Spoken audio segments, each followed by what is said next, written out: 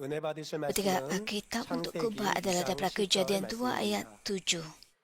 여호와 하나님이 흙으로 사람을 Ketika itulah 지으시고 Tuhan Allah 생기를 그 membentuk 코에 manusia daripada 불어넣으시니 tubuh tanah 사람이 dan 생명이 menghembuskan 된지라. nafas hidup ke dalam 아멘. hidungnya.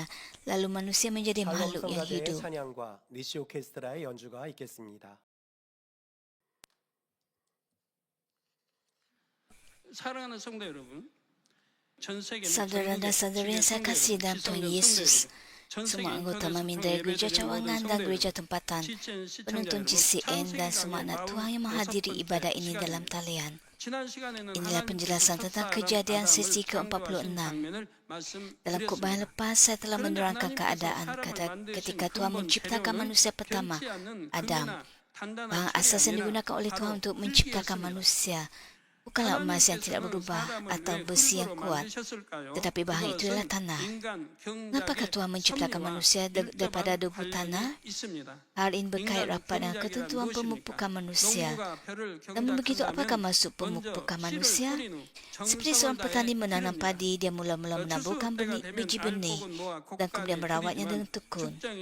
Pada masa menuai, dia mengumpulkan biji ring ke dalam jelapannya, tetapi dia membakar sekam kerana dia tidak memerlukan sekam. Begitu juga dengan pemupukan manusia. Tuhan menciptakan manusia dan berfirman kepada mereka untuk beranak cucu dan bertambah banyak. Selepas Adam melakukan dosa, dia diusir keluar dari Eden ke bumi, di mana dia memperoleh banyak keturunan. Adam mengetahui Tuhan Sang Pencipta, dan dia mengajar anak-anaknya apa yang dia ketahui.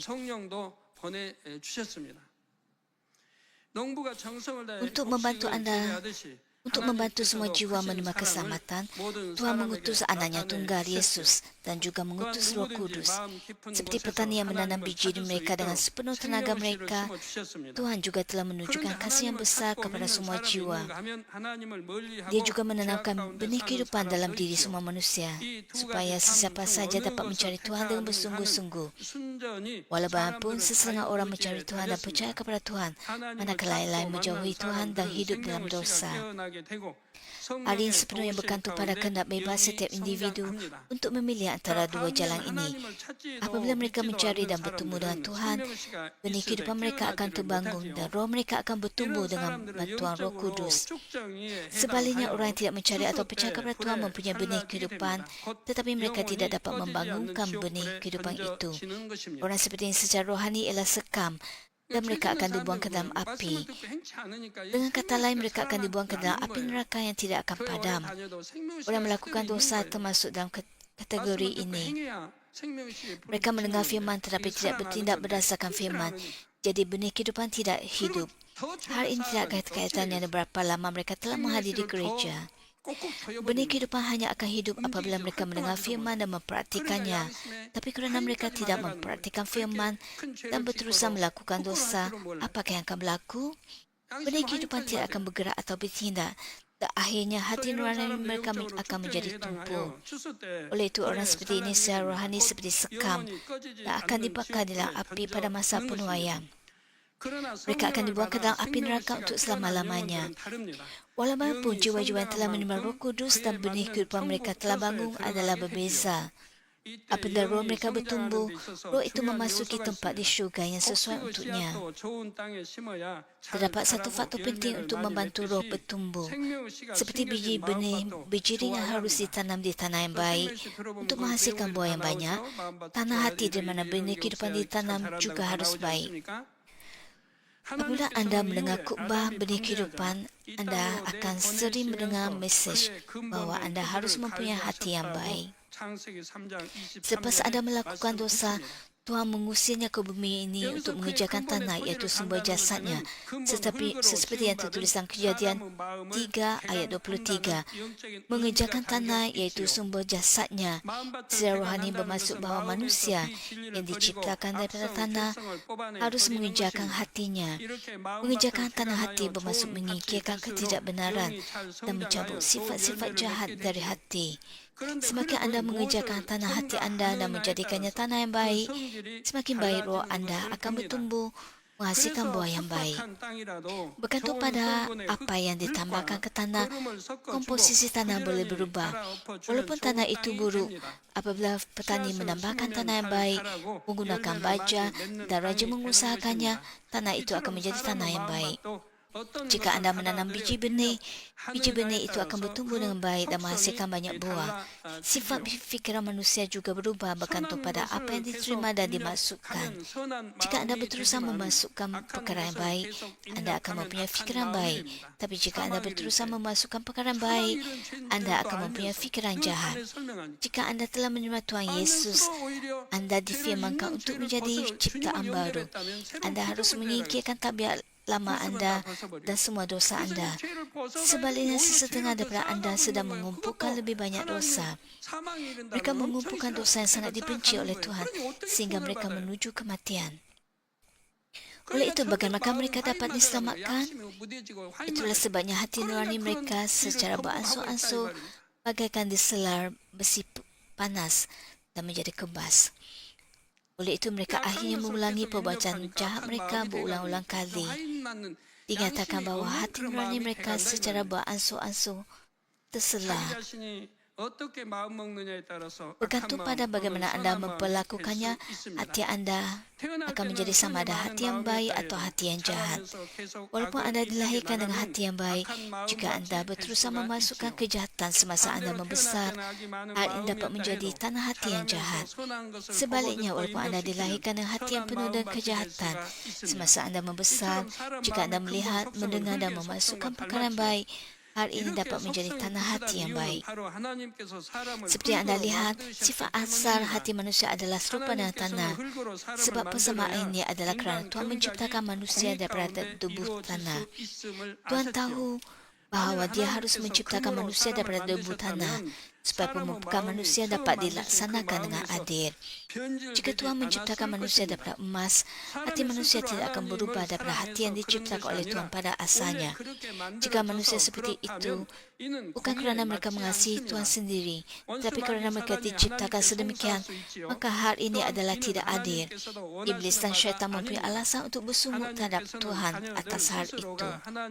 Selain itu, hal ini bukanlah apa yang benar-benar diinginkan oleh Tuhan.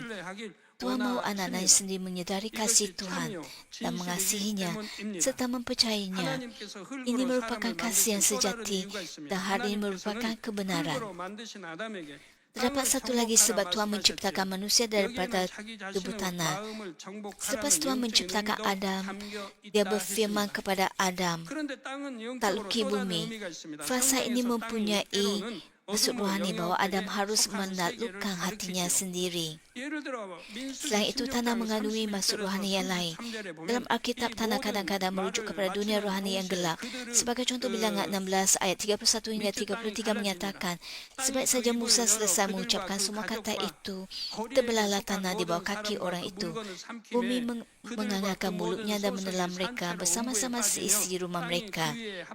Juga semua murid Korah beserta segala harta benda mereka.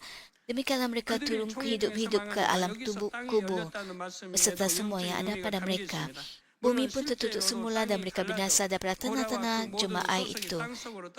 Di sini terbelah tanah juga mempunyai maksud rohani. Sudah tentu, tanah benar-benar terbelah dan semua orang mengikuti Korah beserta harta benda mereka jatuh ke dalamnya. Ketika dinyatakan mereka turun hidup-hidup ke alam kubur, hal ini tidak bermaksud bahawa alam kubur terletak di bawah tanah dan mereka jatuh ke dalamnya.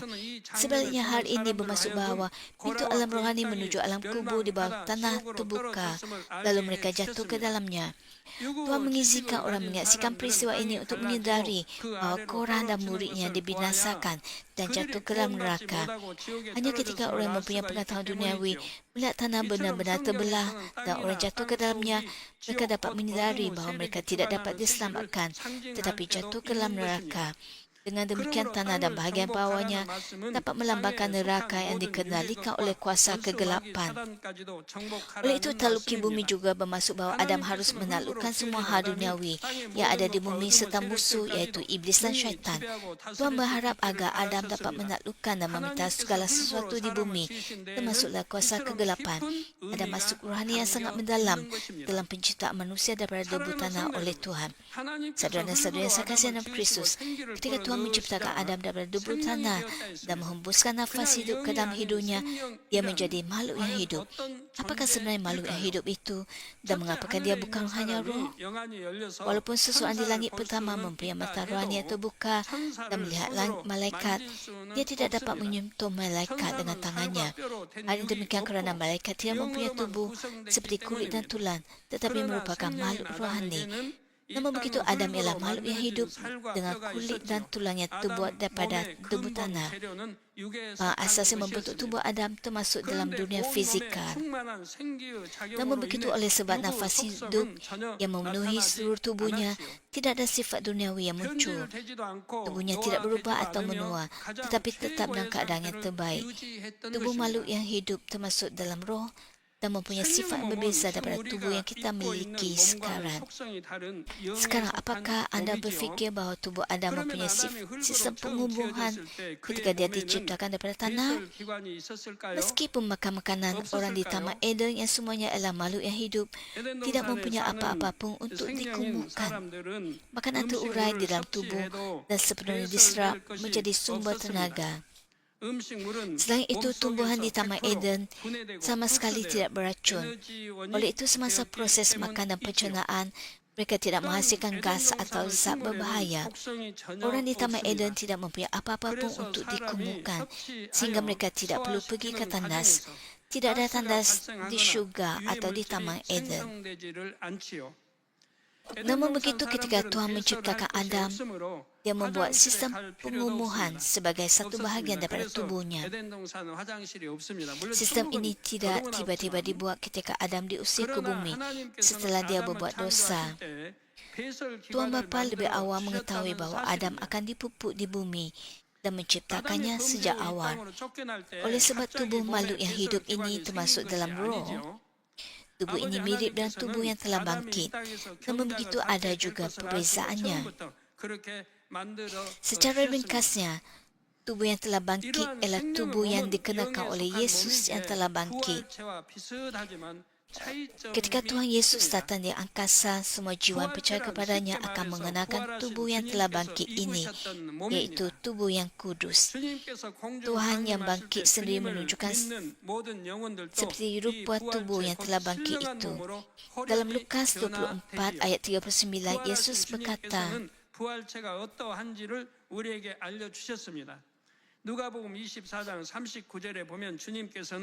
"Tengoklah tangan dan kakiku, inilah aku, sentuhlah aku dan tengok. Antu tidak berdaging dan bertulang sebagaimana kamu lihat ada padaku."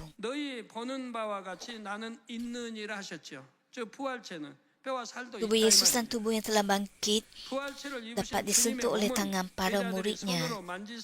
Dia juga makan makanan duniawi. Dia membahagikan roti kepada murid-muridnya. Dan dia juga makan ikan yang telah dimasak.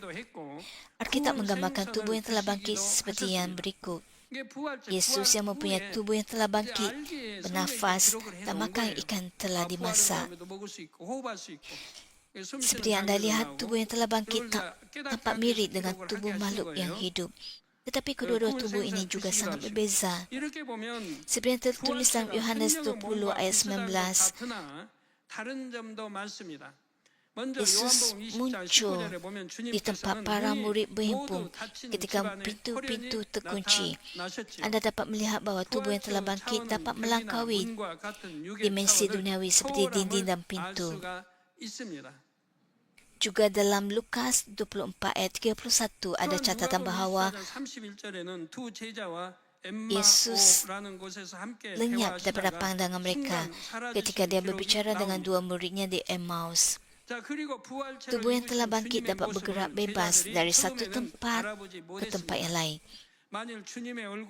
Selain itu, para murid Yesus tidak mengenali Yesus dan tubuh yang telah bangkit pada pandangan pertama.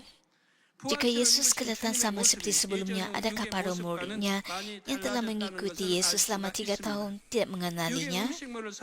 Oleh itu, Anda dapat mengetahui bahawa penampilan Yesus dalam tubuh yang telah bangkit sangat berbeza daripada penampilan fizikalnya sebelumnya. Meskipun dia makan makanan duniawi, Yesus yang telah dibangkit tidak perlu mencernakan makanan dan mengumumkannya. Setelah dan tubuh yang telah bangkit, saat Anda makan makanan itu terurai dan menghilang saat Anda mengembuskan nafas. Yesus dalam tubuh yang telah bangkit dapat masuk ke dalam alam rohani sebagaimana adanya. Seperti yang tertulis dalam Yohanes 20 ayat 17, Yesus yang telah bangkit berkata kepada Maria Magdalena, "Aku akan kembali kepada Bapakku," ketika dia melihatnya. Yesus yang telah bangkit pada waktu subuh pergi kepada Bapa di syurga dan menampakkan diri kepada murid-murid lagi pada petang itu. Dia berkata, "Jangan berpaut padaku kerana aku belum lagi kembali kepada Bapa." Sementara itu, Yesus bertemu dengan Bapa, memberikan salam sebagai buah sulung kebangkitan dan kemudian kembali kepada murid-muridnya. Hal ini juga merupakan urutan yang harus diikuti. Inilah adegan di mana Yesus memberikan salam kepada Tuhan Bapa. "Aku telah mematahkan kuasa kematian dan telah bangkit semula." Hal ini tertulis dalam satu baris dalam Alkitab. Dengan demikian, dalam tubuh yang telah bangkit, Anda dapat melakukan perjalanan dari langit pertama ke langit ketiga dan sebaliknya. Dengan kata lain, Anda dapat dengan bebas melakukan perjalanan antara dunia fisika dan alam rohani. Berbeza dengan tubuh yang telah bangkit, meskipun makhluk yang hidup termasuk Adam juga merupakan tubuh yang termasuk dalam roh, tubuh itu berbeza daripada tubuh yang telah bangkit. Dalam tubuh makhluk yang hidup, Anda tidak dapat terbang di udara dan Anda tidak dapat dengan bebas melakukan perjalanan antara dunia rohani dan dunia fisika. Taman Eden berada di alam rohani, tetapi bumi ini ialah dunia jasmani. Dengan mengenakan tubuh makhluk yang hidup, Anda tidak dapat dengan bebas melakukan perjalanan antara kedua-dua dunia ini. Namun begitu, Yesus dalam tubuh yang telah bangkit sama sekali tidak terikat oleh batasan ruang dan waktu. Hal ini merupakan perbezaan antara tubuh yang telah bangkit yang suci dan tubuh makhluk yang hidup. Sebelum ini, ketika saya memberikan penjelasan tentang langit, saya mengatakan bahawa ada perbezaan waktu antara langit kedua dan langit pertama. Saya juga mengatakan bahawa ada ruang khusus yang berfungsi sebagai zon penyangga antara langit pertama, iaitu dunia fisika dan dunia roh. Di dalam ruang khusus ini, aliran waktu berhenti dan tidak ada pergerakan sama sekali. Makhluk rohani seperti malaikat dapat dengan cepat melakukan perjalanan antara dunia fisika dan alam rohani melalui ruang ini. Namun begitu, tubuh makhluk yang hidup tidak dapat melalui ruang ini secara langsung, di mana aliran waktu berhenti. Ketika Tuhan berfirman kepada Adam untuk menaklukkan bumi dan menguasainya, bumi yang dimasukkan termasuk bumi ini dan Taman Eden. Hal ini bermaksud bahawa Tuhan memberikan autoriti kepada Adam untuk menguasai segala sesuatu di bumi. Oleh itu, untuk menguasai segala sesuatu di bumi, Adam perlu secara bebas melakukan perjalanan ke bumi. Adam yang merupakan makhluk yang hidup tidak dapat melakukan perjalanan antara Taman Eden dan bumi dengan tubuhnya. Tetapi dia dapat berbuat demikian dengan menggunakan alat pengangkutan seperti pesawat. Anda dapat pergi ke negara mana-mana pun di dunia ini dengan pesawat, bukan? Namun begitu, ruang yang dilalui pesawat bukanlah persekitaran di mana manusia dapat hidup.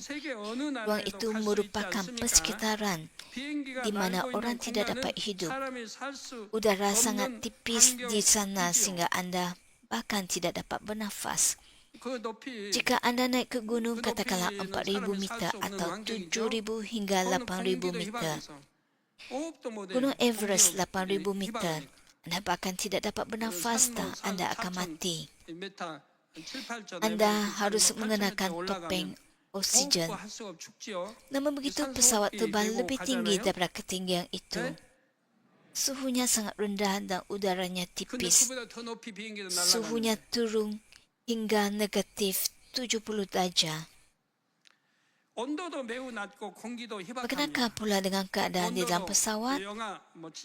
Suhu udara, kelembapan dan lain-lain.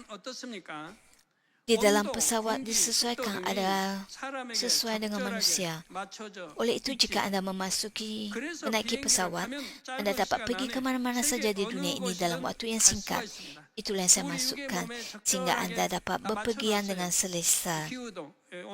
Orang menaiki pesawat dan orang mengatakan bahawa menaiki pesawat adalah sulit. Mereka semua hanya dalam fikiran mereka sendiri. Menaiki pesawat tidak ada bezanya dengan menaiki pengangkutan darat. Hanya pergerakan mungkin sedikit tidak selesa, tetapi tetap sama.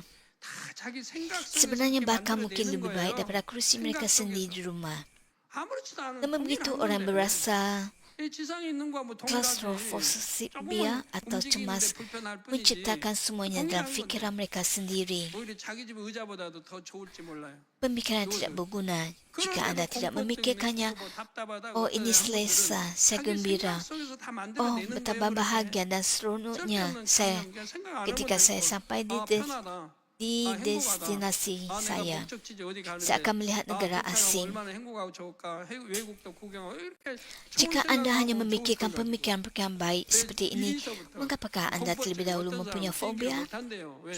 Hal ini sesekali ada dalam berita. Kadang-kadang pesawat jatuh saat terbang.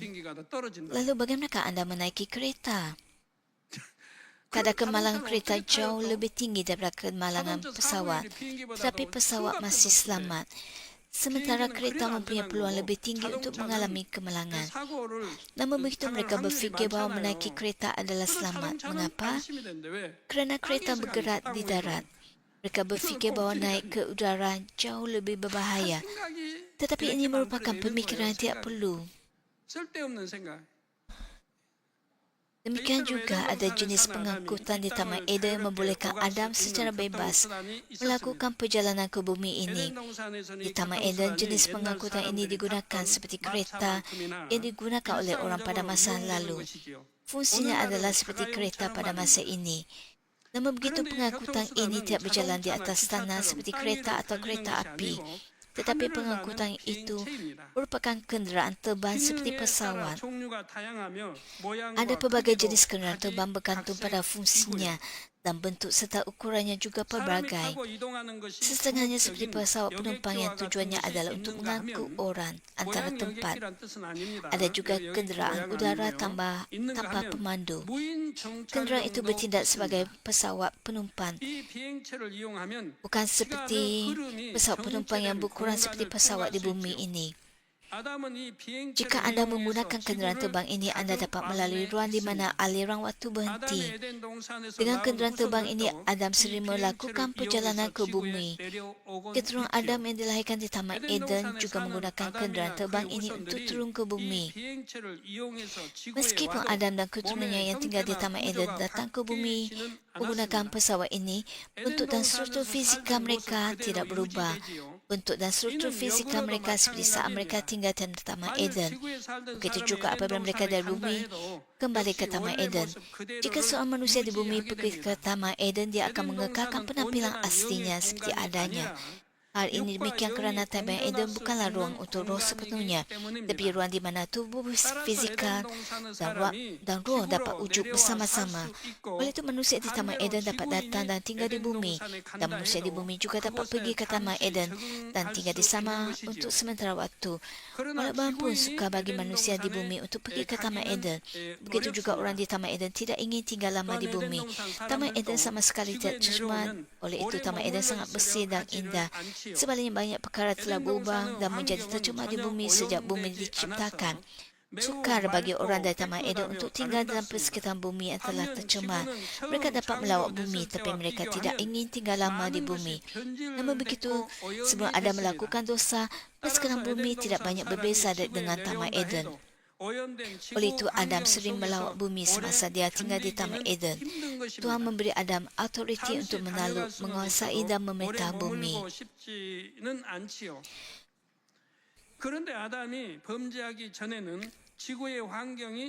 Kenderaan terbang yang digunakan oleh Adam dan keturunannya ialah apa yang kita kenali sebagai UFO pada hari ini. 왕래했던 것입니다. UFO bermaksud objek terbang tidak dikenali. 지배하고 다 또 명령을 이런 권한을 부여해 주시지 않았습니까? Kewujudan UFO diketahui dan kaki tangan penerbangannya telah memerhatikannya. Namun begitu, identiti UFO tidak dapat disahkan melalui pelbagai kaedah seperti radar, sistem inframerah dan laser. UFO telah diperhatikan begitu banyak kali di seluruh dunia sehingga kewujudannya tidak dapat dinafikan.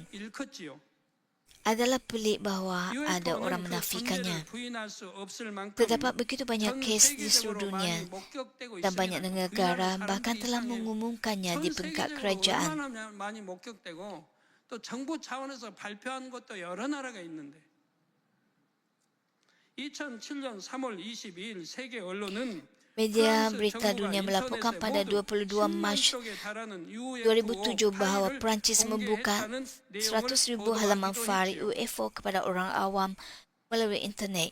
Hal ini juga dilaporkan pada hari berikutnya 23 Mac oleh Sistem Penyiaran Korea. Terdapat juga organisasi penyelidikan rahsia di bawah Kementerian Pertahanan Britain yang ditubuhkan pada 1950.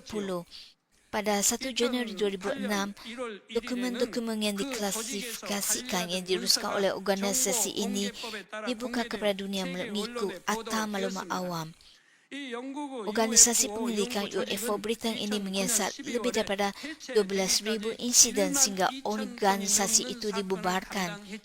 Namun begitu, alasan UK membubarkan organisasi ini sangat menarik.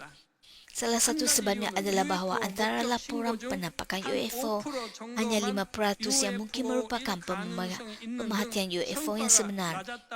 Sebab penting lain ialah mereka tidak menemui sebarang bukti bahawa UFO menimbulkan ancaman sebenar kepada UK. Tiada bukti bahawa makhluk di atas UFO menimbulkan ancaman atau seumpamanya. Mereka tidak cuba mencederahkan sesiapa. Ringkasnya, walaupun banyak UFO muncul di UK selama 60 tahun yang lalu, UFO tidak pernah mendatangkan bahaya. Jika mereka mengetahui identiti sebenar UFO, mereka tidak akan merasa bimbang atau takut mengenainya. Orang di dunia ini percaya bahawa makhluk asing menaiki UFO dan mereka boleh menyerang bumi. Apabila orang berbicara tentang kewujudan makhluk luar angkasa, komuniti Kristian menganggapnya bertentangan dengan Alkitab dan menganggapnya sebagai ajaran sesat. Namun begitu, makhluk yang berada di atas UFO bukanlah makhluk asing yang kelihatan aneh dan mereka bukan ancaman kepada bumi. Mereka adalah orang di Taman Eden. Mereka mempunyai pengetahuan dan kebijaksanaan yang sangat maju, tapi mereka tidak mempunyai kejahatan. Apabila akhir zaman dunia ini semakin hampir, Tuhan membolehkan orang melihat UFO dengan lebih kerap. Dia mahu orang menyedari kewujudan alam rohani dengan memerhatikannya. Jika anda mengakui UFO, anda harus menyedari bahawa terdapat dunia roh hanya dengan melihatnya. Jika tiada dunia roh, bukankah sepatutnya terdapat jejak UFO apabila UFO muncul? Apabila roket atau satelit dilancarkan, kita dapat melihatnya naik dan kita dapat mengesan ke mana roket atau satelit itu pergi. Namun begitu, UFO tidak dapat dikesan dan tiba-tiba hilang.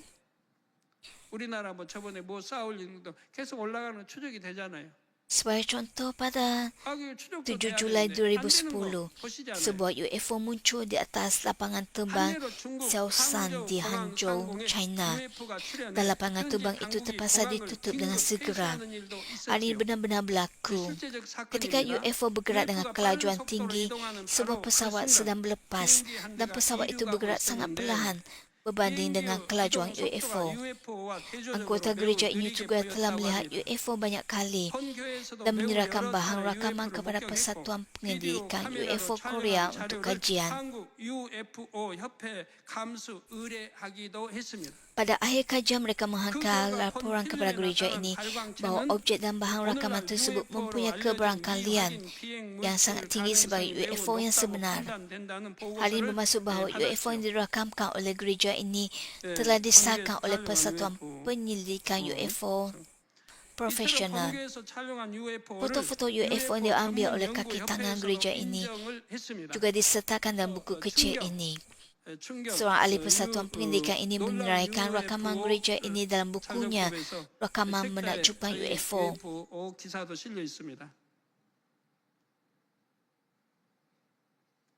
Antara rakaman UFO oleh gereja ini terdapat UFO yang dipanggil cerutu. 기사 쪽에서 실려 있는데요. Sebatan cerutu sepanjang 30 cm pernah ditampilkan dalam rancangan TV pada masa lalu. Tetapi cerutu dalam rakaman kita lebih panjang daripada beberapa puluh meter.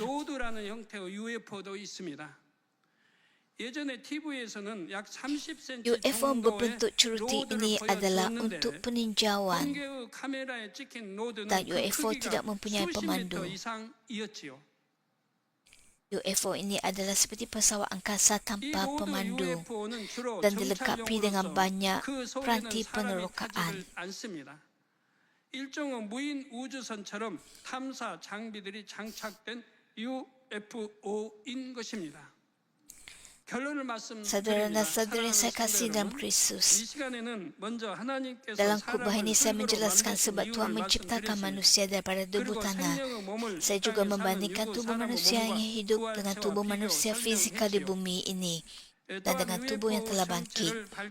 Saya juga mendedahkan identiti UFO.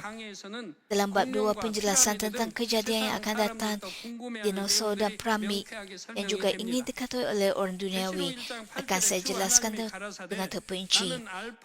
Wahyu 1 ayat 8 mengatakan, Akulah yang pertama dan yang terakhir, firman Tuhan, Allah yang Maha Kuasa, yang ada, yang sudah ada dan yang akan datang. Seperti yang dinyatakan Tuhan Bapa kita ialah penguasa tamadun manusia. Wujudnya adalah kekal dan Dia ialah yang Maha Kuasa. Bagi orang percaya kepada Tuhan seperti itu, tiada apa-apa yang mustahil. Semoga anda juga mendedahkan kemuliaan Tuhan dengan iman dalam setiap aspek kehidupan anda. Dalam nama Tuhan Yesus Kristus saya berdoa.